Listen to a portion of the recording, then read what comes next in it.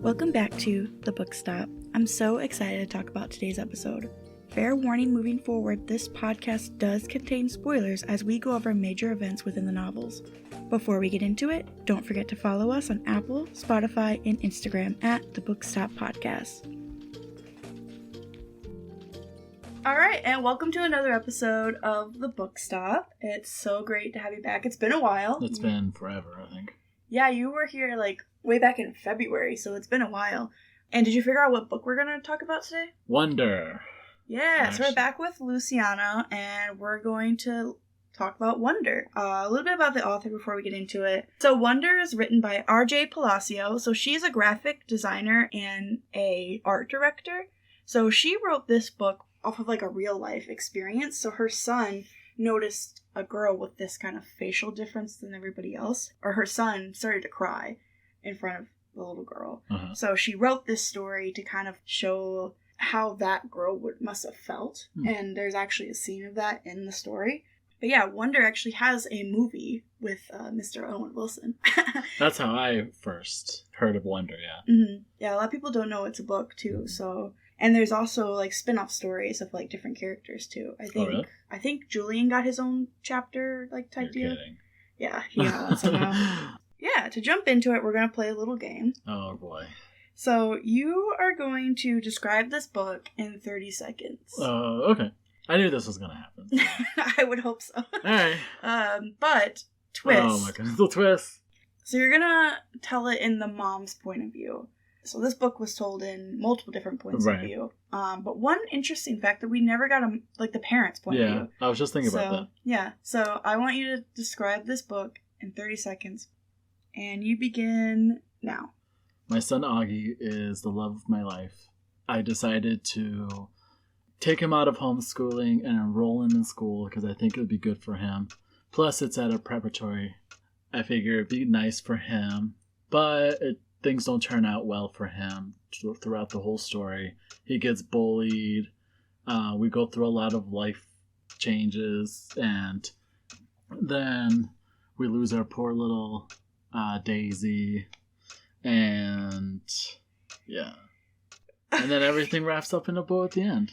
I love that you never mentioned that he has a facial deformity. She doesn't really see that part of him, which is kind of a good thing, but also kind of leads to some bad things. Right. So to get into it, I'm going to describe this book for anybody who hasn't read it before. Born with facial deformities that up until now have prevented him from going to a public school, August Pullman becomes the most unlikely of heroes when he enters the local 5th grade. As his family, his new classmates, and the larger community all struggle to discover their compassion and acceptance, Augie's extraordinary journey will unite them and prove that you can't blend in when you were born to stand out. Awesome. All right. Yeah. Nobel Prize type of stuff there. Yeah. I read this book a long time ago, before they even had a movie, and I really like this book. I thought the author did a good job. I like how she broke everything up in different points of views and did different sections of the book. But I also like how she kind of, told the story through this 5th grader's point of view. Right. And then did, his older sister and different age groups. And it felt like it was an actual child. Yeah, the whole book was so, well written from the beginning to the end. Because you could have just easily just made it from Augie's point of view, and then we probably would have been happy. But by splitting it up into all these point of views, you just get a different perspective on his life. Absolutely, and how people react to someone like Augie. Yeah, and you get to see how his appearance around them affects their life too. So, right. But yeah, let's jump into it. What is your favorite quote from this book? Alright, my favorite quote. The best way to measure how much you've grown, is it by inches or the number of laps you can now run around the track, or even your grade point average? Though those things are important to be sure.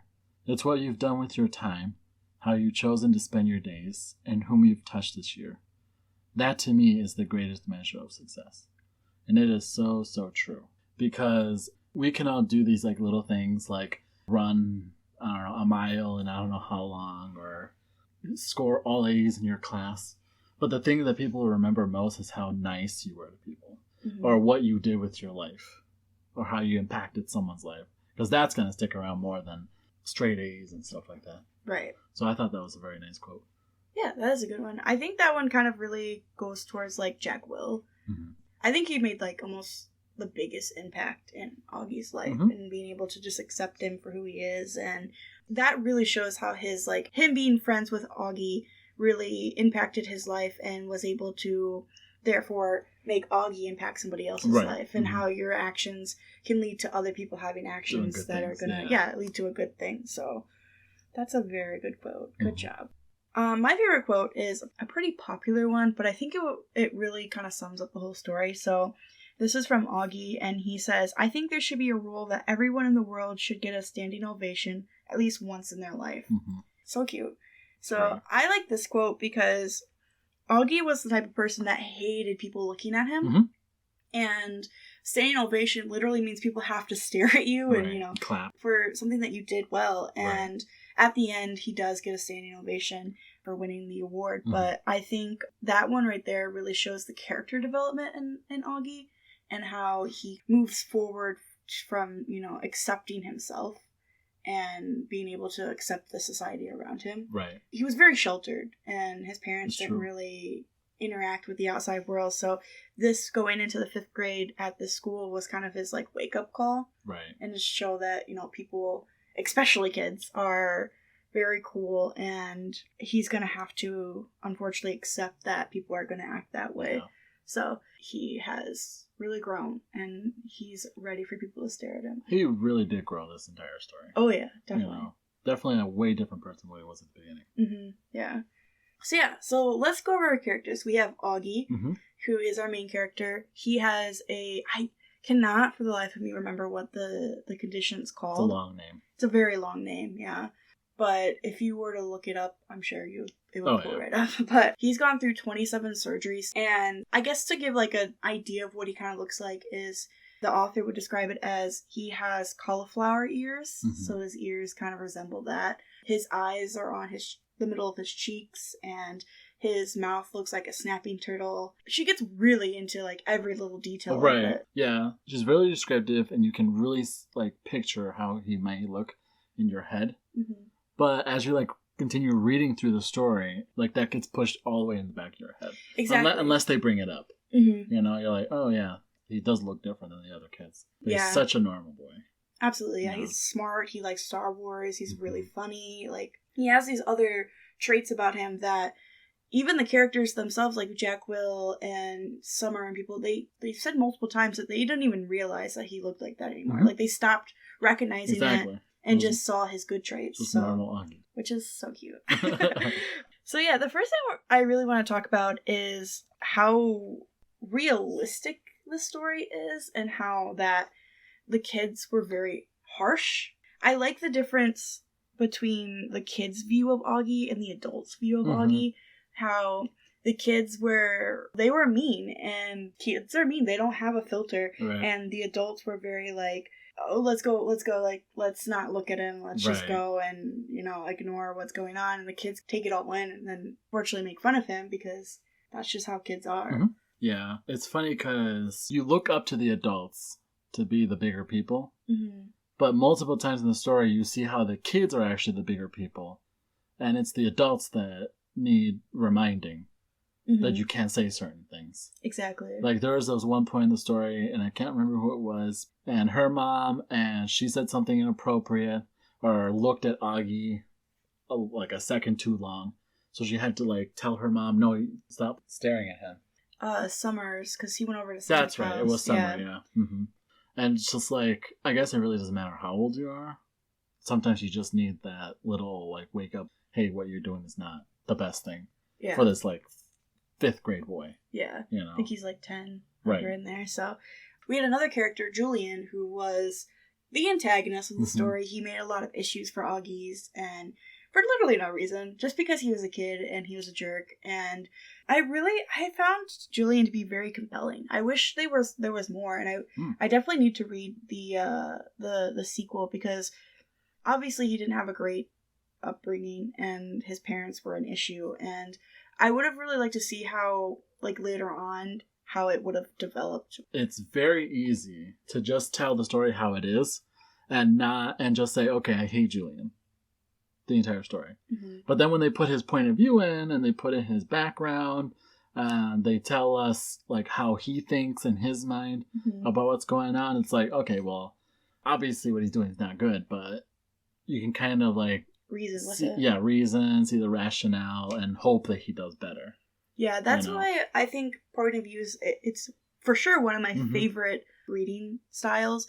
You get to really expand your story a lot with it if you add. Right. Not only does it double get you that word count, you get to tell the story exactly the same, but twice. Yeah. But you also just get to really develop characters a lot deeper. Not only that extra character that you add, but the other main character, because you get to see them through somebody else's eyes. So in this one, you even get like kind of side character, like you get Olivia's boyfriend's character's point of view, so you get to see his whole life story, and that's not somebody that you usually see, right? But I'm glad that they did it, because you get to see not only Augie but Olivia through his eyes. So I thought that was very interesting. Again, very well written. I really liked how this story, obviously it's about him going to a public school, and I liked the impact that this school had on all of the kids' life, not just Augie's, like how each teacher had their own impact on each one. I can't remember every single teacher that they named, but obviously we had Mr. Tushman, the principal. He had a big impact, and Mr. Brown with his precepts and stuff. So it's really good to kind of show that appreciation that teachers are seen as like glorified babysitters. Right. And they just watch your kids all day and then give them homework and let them go home. But no, they're not just they're like shaping your kids into the people of the future. So it's like people really need to give more props to teachers. So they do a lot for not enough pay. And obviously it's not for the pay. The people that do this don't do it for the paycheck. They do it because they love what they do. But I really liked the teachers in there. I thought they all had really good personalities, and they really helped drive August into the person he is at the end, too. Yeah, I like the teachers, too. I think Tushman's probably my favorite educator. He just had such a big impact with Augie and helping him get settled into the school. Just for him to get settled into this, like, new, like, seriously new life. Yeah, completely new life. Completely new life overnight. From being, like, sheltered at home and homeschooled to jumped right into the public eye every single day.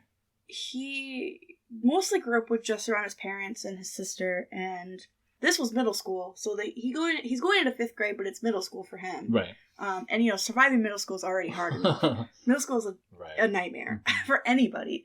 So going in when you have something that really makes you stand out is hard, especially when you don't have that buildup of listening to those harsh things, or the confidence. It's sad to say that he even needs that, but... You know what, though? I will say that he is very wise for his age. Oh, yeah. Augie.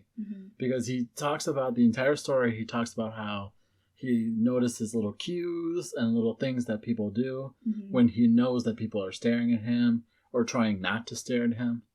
And I just think, like, even for someone that's been homeschooled forever, that's still...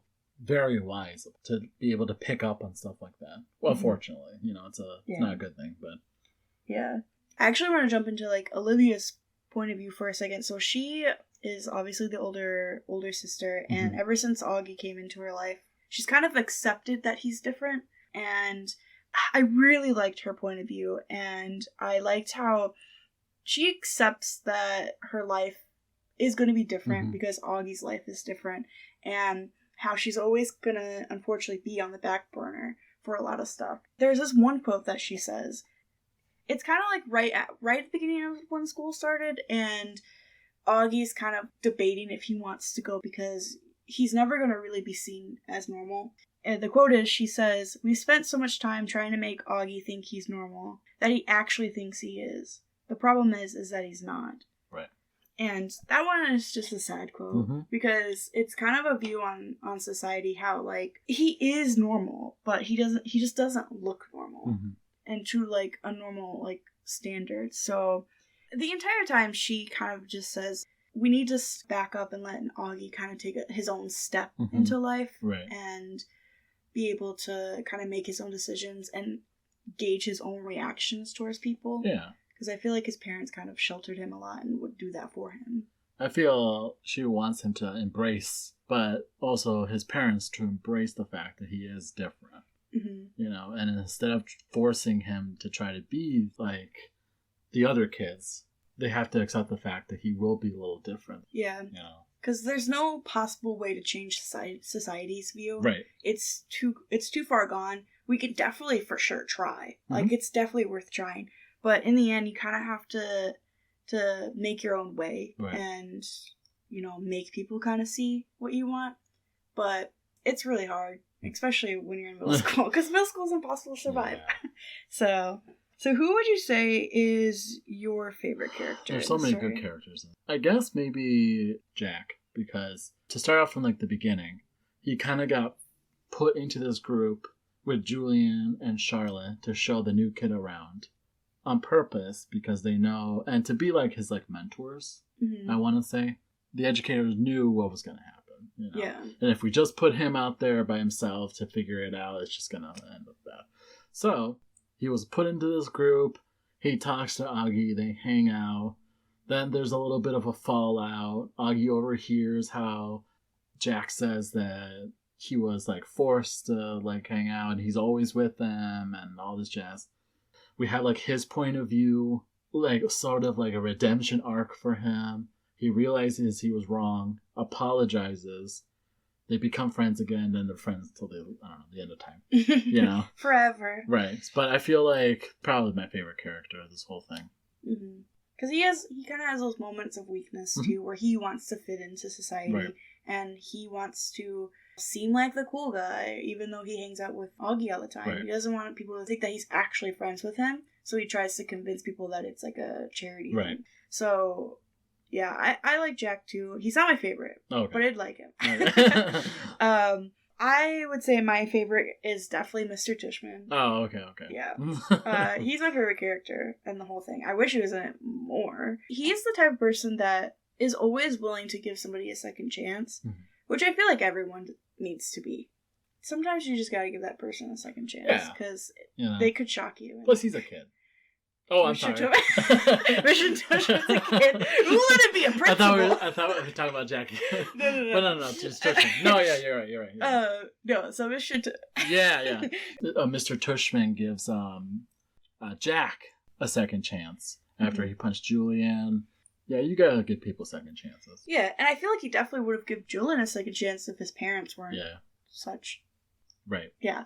So, I like him. He sees the good in people, too. Mm-hmm. He knows that Julian is a kid, and that he says things that he doesn't really mean, and if it was rewritten, I feel like Julian could have really probably been one of Augie's good friends if he would put his differences aside and didn't have this, like, overbearing feeling that his parents gave him. Right. Because, you know, the way that you're raised and the way that your parents are extremely affect the way that you are. And that's really portrayed really well in this story. So yeah, I like Mr. Tushman. I wish he was in it more. He's awesome. So the next thing I want to talk about is the Halloween scene. Mm-hmm. Basically summarize it. So obviously we have Halloween, which is Augie's favorite holiday, because he gets to wear a mask.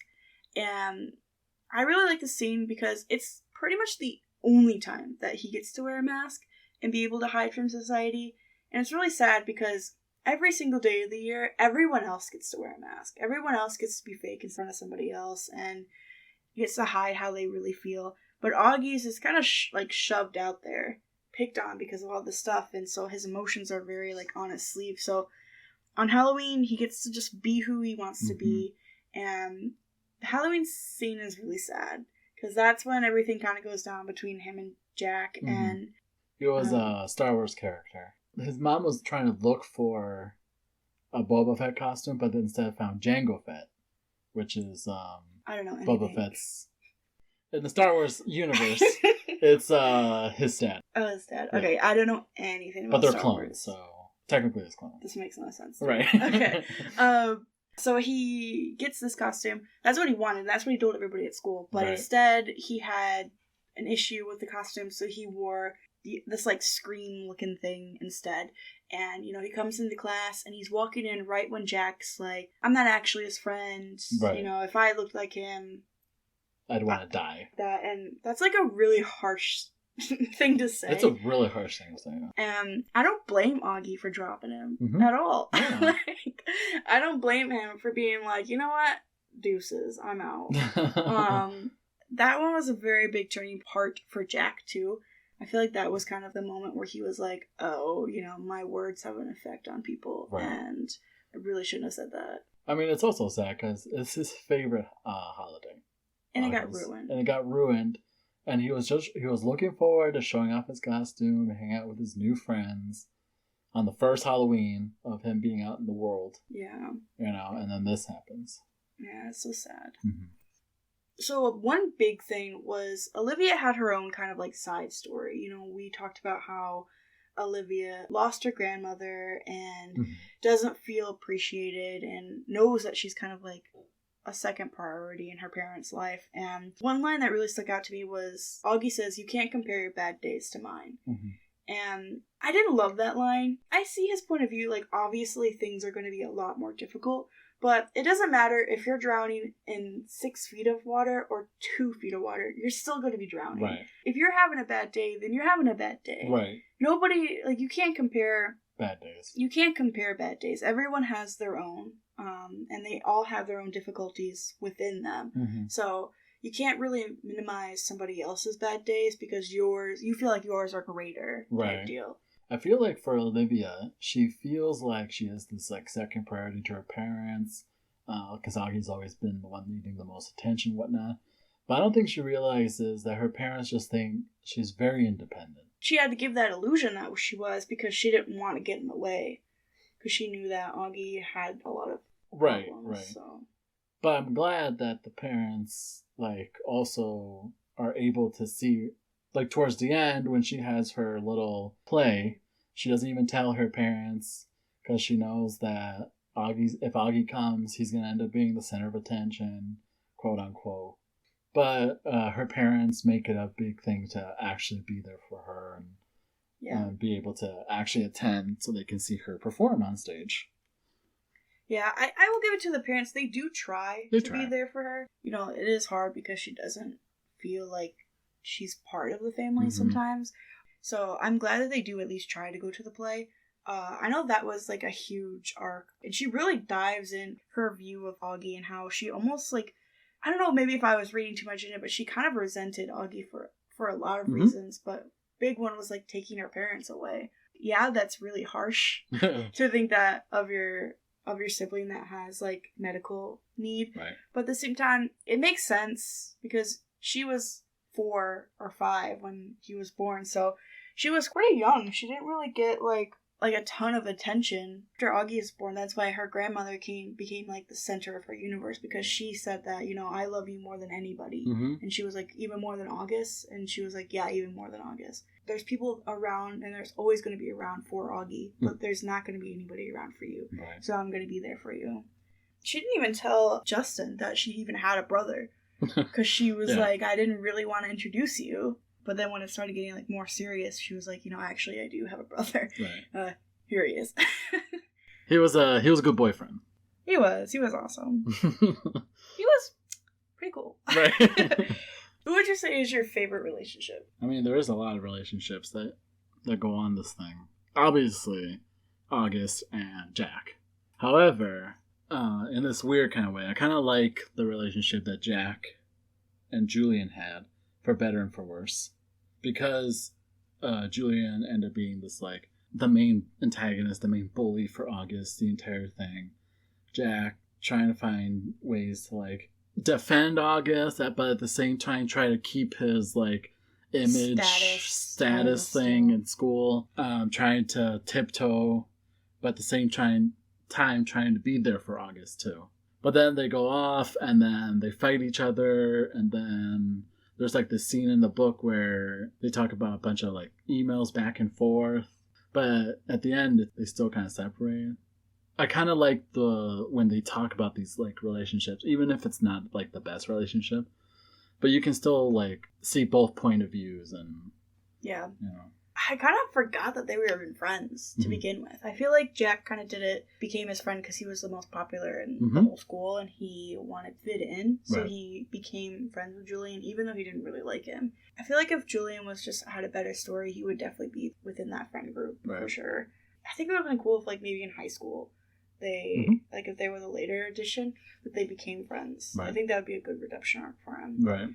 For my relationship, I did really like Olivia and August's relationship. I feel like it was a very good dynamic of having this kind of very fragile structure around it where kind of anything could have really tipped it over. But first, like, they always had each other's back. It was weird. Anytime they were having a bad day, they were always there for each other.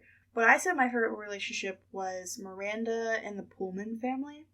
So Miranda was Olivia's best friend, like elementary school, middle school, up until high school. Miranda goes away for, was it like a soccer camp, something like that? And while Miranda was away, she would say that Olivia's family was her family. Like, August was her brother, you know, all this. Like, she put herself in Olivia's shoe. Right. I find that very interesting that she was very, like, envious of it. Like, she had a very bad family situation. Her mom, like, a drunk, and her dad left to start another family. And so I found it interesting that Olivia, who felt very left out of this family, and Miranda was kind of self-inserting herself into it. So I found it very interesting. And then when she came back from the camp, she stopped talking to Olivia because she was embarrassed that, you know, all of this happened and how her feelings towards them was very, like, all over the place. And then, but yeah, I really liked Miranda's character. I found her very interesting, and I liked that they gave us an actual, like, chapter of that too. Drove her character. Like, you could easily tell the story from here is August's life and nothing else. But there's, like, so much that August's life impacts. Yeah. And this book really does a good job at figuring out or telling you everyone's point of view. Yeah. You know, even this Miranda chick hasn't been here in forever, but here she is, and here's what she did. And, or Justin, who just just came into the situation. The boyfriend. So it's like, it's just really well written. Yeah, I really liked it. This book also, like, really focuses on, like, the impact of fate and destiny. Augie's fate is that he's going to be like this his entire life. No matter how many surgeries he gets, no matter how many people minds he changes, it's always going to be like this. But, you know, he has this calling, this destiny that he does have a chance to make it better. If it's not for himself, then to make somebody else feel better. And I feel like that's for literally everybody. Like, with Jack and Summer and Charlotte. Like, they all have this calling to be able to change everything around them. I mean, it kind of goes back to the quote you had earlier about everyone deserves standing ovation. Yeah. I mean, everyone's feelings and views are valid. Yeah. For some reason or another. You may not agree with, like, how Julian bullies him or anything like that, but then when you start to realize his backstory and stuff, like, obviously it's still not good that he does this. Right. But you can kind of feel for him, like, why he does the things he does. Or why, like, some parents behave a certain way. Yeah, it's like everything happens for a reason. There's a reason that Julian bullies him. It's sad, yes. But it makes Augie get confidence, and it makes him stronger as a person. It's really bad to say, but it's true. It's true. It makes him... It gives him thick skin. Yeah, it makes him see, like, yes, this is who I am, but it's not who I am inside. That's not... You can't just look at me and see this part of me and not get to know me type deal. So I would really like more books. This time, I'm just saying, I would love a book for when he's in high school. Or, like, older generation. See how he's doing. Just leave a little check-in. See what's up. Little window. He's, like, dating Summer. I don't know. If he's dating Jack. I don't know. Stop. What's going on with his life, you know? So we're going to play a little game. I'm going to describe somebody, and you just say who it is. Sounds Simple. Good. All right. I had 27 surgeries. My favorite holiday is Halloween, and I love Star Wars. Our title character, Augie. Yeah. Augie was my best friend before I moved to Connecticut, and I play the guitar in a rock band. Right. What is this boy's name? It was Augie's best friend. I just said that. Right, Yeah. I know. I forget his name. He also played guitar right, in a band. He also moved to Connecticut. Right. Ben? No. I don't know why that name stuck in my head. Oh. Next. It's Christopher. Christopher, yeah. Some other generic white boy name. Yeah. I play the fiddle. I have an older brother, and I am from Brooklyn. Fiddle. The Jack? Fiddle, older brother, Brooklyn. Mm-hmm. The Julian? Nope, it's Justin. Justin. Yeah, Justin. I'm the smartest kid in my grade. I love theater and dance, and I have a puppy named Suki. Aww. Is this Charlotte? Yeah. Oh, okay, good. I thought so. Alright, and the last one is, my name is similar to Augie's. I love saying cool beings, and my favorite class is English. Right. Summer. Yep. Summer. She's so nice. Yeah, she was so nice the entire time. We didn't talk about her enough in this. Yeah, she was kind of the first person that came up to him that wasn't part of the the meeting crew that Mr. Tushman set up. She was the first kid that actually genuinely came up to him to be his friend. Right. No other reason. Yeah, no hidden motives. Like, she just wanted to be his friend. Right. You know what? This podcast is dedicated to Summer right now. There you go. This is for you, Summer. Aww. But yeah, you win nothing. There's no prize. Did I win? I don't know. I think you got like 2.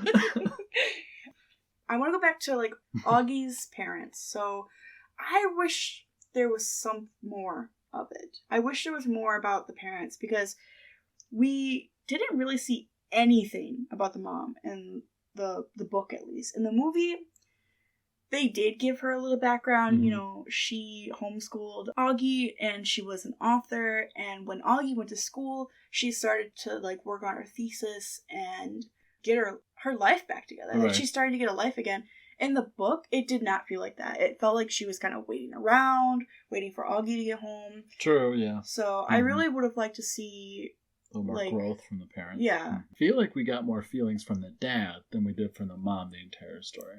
Mm-hmm. Because the dad, they start talking about Daisy, and when Daisy passed away, we see Augie talking about how he starts crying, and he never saw his dad cry before, you know, and all these feelings that dad's feeling. And dad's reluctance on having him go to school, and then the flip-flop. Mm-hmm. But really for the mom, it's Augie's point of view at first, almost the bad guy for sending him to school. And then she's the bad guy with Olivia in the middle of the book. And then she's the bad guy when Augie yells at her at the dinner table right before Daisy passed away. Yeah. And it's like, she can't seem to win this entire story. I mean, to be fair, Augie's always around. So I feel like she's kind of like, sadly, the victim of a lot of his anger, because he can't take it out on anybody else, because he can't like go to anybody else to complain. So he's like, she's gonna be there no matter what kind of feelings that he has. So that's why I liked the development of his friendships, because you get to see him kind of drift away from his parents a little bit and be able to feel his own stuff and be more independent. Yeah, but I agree with you. I would have wanted a little more mom in the story, at least one point of view from mom. Give her a job. Like, right. What did the dad even do? I have no idea. Was he like, I don't know what his job was. I have no idea. They were rich. Like, I would say like wealthy rich. Right, like but upper middle class. Yeah, they had money. Yeah. So they had to have like some sort of job. So, I don't know. All right. So, is there anything in your opinion, anything that you would have changed, anything that you would have done differently? Besides give the parents a little more story? I don't think so. It was all well written. I mean, I'm not the kind of person that like would change the narrative, because the narrative is the narrative. The structure was amazing. The point of views, I feel like it progressed nicely. You hated Julian, and then it goes into his backstory so that you can't hate Julian. And then how the entire year was laid out, from him not being in the public eye to being the center of attention, getting that standing ovation, and getting that award like the true king he is. You know? Yeah. The only thing, obviously, was the parents thing. I wish we would have saw a little bit more of like their background. The only thing I would have changed, I'm just nitpicky about this, but every single time they said, I said, she said, my mom said, that I'm just really nitpicky, and I hate stories that do that. It really, I don't know, it made the book feel very redundant and very repetitive. So from like a writer's point of view, just change that up a little bit. Right. Maybe don't say I said, she said, they said every single time somebody speaks. Mm-hmm. But yeah, other than that, I think, yeah, like you said, the story played out very well. I liked how some points of views even went back a little bit, so you could rewatch the same scene but see a different point of view of it. Right. So I liked how she did that. I liked, obviously, the different chapters that you could see stuff. So I feel like they really noticed that too when they made the movie. Yeah. And decided to put a little more story with the mom too. Yeah, because they gave the mom more background. They gave the dad a job too. I can't remember what it is now. But he was like suit and tie, so it was like some formal job. You imagine, yeah. So. It's weird, like, also, like, one little tidbit, because we don't live in, like, the big city. It's weird when they talk about, I'm going to get a taxi, or, ride the subway. Like, when Mom was taking Daisy to the vet, and she's like, the taxi's coming for me. Yeah, and in my mind, right, and in my mind, well, no. I mean, in my mind, I'm like, the taxi's going to allow a dog in the car? It's just a whole different world, you just don't think about that kind of stuff. Yeah, and like how they didn't want Olivia to ride the subway alone, Miranda to drive her to school, and obviously they weren't speaking terms, so she like snuck onto the subway, so, yeah, I didn't honestly pick that up a ton, now that you're talking about it, right. I'm like, wait, how did that work? Right. Yeah, so we're kind of drawing to a close here. Is there anything else that you want to talk about? I just think it was a good story. I waited to watch the movie until we did this. Mm-hmm. So I'll watch the movie and compare it. Yeah, it adds to it. Right. We don't normally talk about the movies here on this podcast. But I did want to talk about the one thing in the movie that obviously Jacob plays Augie. Mm-hmm. Does a great job. He does a great job. One nitpicky thing, I wish they would have did a little bit more to his face. I thought so too, right? It's not, I know that they tried, and it's all fake, and I wish they would have put a little bit more effort into it, because he still kind of looks normal. Mm-hmm. It looks like he just had bad surgery, or something like that. So I wish they would have added a little bit more. It kind of adds more impact to the story, though, how they're even in this movie that's about this kid, they're kind of adding that beauty to him that if you watch the movie, that's not what August looks like. Like, if you literally look up Augie Pullman, it will pull up a picture of the person that it was kind of based off of, right? And that's exactly what Augie looks like in the story. So the movie is not realistic. That's not what he looks like, and I really wish that they did do it how it should have been done, right? But I get why they didn't. But I wish they would have. It's like Hollywood magic, I guess, where you have to make even the quote unquote deformed looking person still look somewhat presentable on the big screen. Yeah, they didn't. It's all about making money at the end. Right. They could even pull at the end where they did Jacob and the person that this story is based off, like a Blindside moment where the actual person comes out. Mm-hmm. Also in The Pursuit of Happiness, too. Yeah, that too. There's a lot of movies that do that. So they could have done that. Like, that could have been him in the future. There's a lot that could have been. Right. But we won't get into it. Right. We'll get that in Kim's podcast. Movies. Yeah. So yeah, we're kind of drawing to a close here. I think the only thing we have left is our rating scale. Mm-hmm. So we do it a little bit different here on the podcast. We kind of make up our own thing. So I would give Wonder an 8 standing ovations out of 10. Oh, I love that. So obviously a great book. If you haven't read this book, you really need to. It's an eye-opener, especially when you read through a kid's point of view. Mm-hmm. It makes you kind of see the world from a different perspective. I think it was an 8-hour audiobook. It's a quick one. Oh, yeah. So, doesn't even seem like it. Definitely read it. Right. So, what would you rate it? On my scale, probably 7 out of 10 best friend Jacks. I thought you were going to say something about Daisy. It's going to be like, watch yourself. I was going to say something about Daisy, but I couldn't think that. I like this book. I really do. Yeah. It's funny because sometimes I look at, high school TV shows or movies, and you're like, they over-exaggerate bullying sometimes, mm-hmm. especially in the story too, but they really don't. I just had the, I guess, quote, privilege not to have been bullied as hard as August or how these other characters in these movies and TV shows have been. No, I completely agree with you. I think a lot of TV shows definitely exploit bullying to make it more theatrical. Right. And pushing people in lockers and stuff. Yeah, that stuff. I've never seen that. I've never personally seen that either. And I went to some weird high schools. Right. So, like, if it did happen, it was a joke. If anything, it's a verbal thing. Right. If you're getting bullied, it's a verbal thing. People don't want to get in trouble like that. Right.